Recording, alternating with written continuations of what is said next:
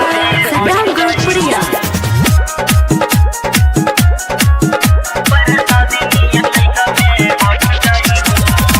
Super Movie Recording Studio, Delhi.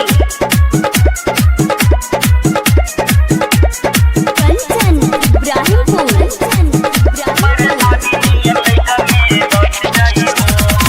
आई बाड़ू नाचे महाराजगंज जिला, इहवा के लइका सब ठोक दी कीला।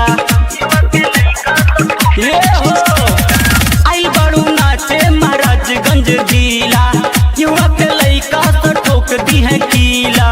कि तोहर लहंगा लखनऊआ गोरी फाट जाई हो। अरे चढ़ली जवानिया ए मोर रानिया, तोहर 52 गज के चोली रानी फाट जाई हो। पर शादी नियन लइका में बाट जाई हो। तोहर 52 गज के चोली रानी फाट जाई हो।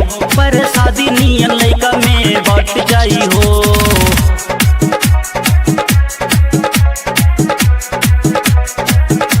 Presented by Saddam Gurpuria.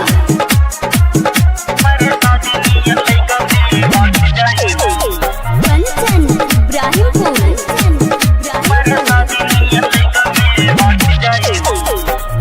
नाचा सुन रानी आज कमर हिला के, गौआ बरतिया से नजर मिला के। नाचा सुन रानी आज कमर हिला के, गौआ बरतिया से नजर मिला के। कमर कटीला तोहर जब जब हिली, सब लइका के मजा खूब मिली। आँख मारा नाची हिरन पट जाई हो। अरे चढ़ली जवानिया ए मोर रनिया, पर शादी नियन लइका में बट जाई हो। तोहर 52 गज के चोली रानी फट जाई हो। पर शादी नियन लइका में बट जाई हो। तोहर 52 गज के चोली रानी फट जाई हो। Presented by Saddam Gurpuria.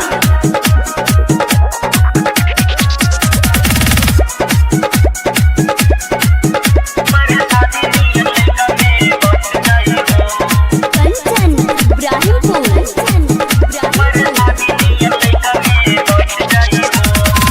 Writer Ejaz के हाउ तू जान हो। ओठवा तोहार लागे बनारस के पान हो। राइटर एजाज के हाउ तू जान हो। ओठवा तोहार लागे बनारस के पान हो। पतली कमार तोहर कच कच कच की, बहादुरी बाजार से तू जईबू न बच के। सदाम गोरखपुरिया तोहरा पे चढ़ जाई हो। अरे चढ़ली जवानिया ए मोर रनिया, पर शादी नियन लइका में बट जाई हो।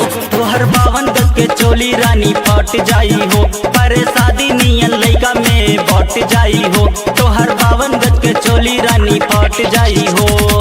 आई बड़ू नाचे महाराजगंज जिला, युवा पे लइका तो ठोक दी है कीला। कि तोहर लहंगा लखनऊआ गोरी फट जाई हो।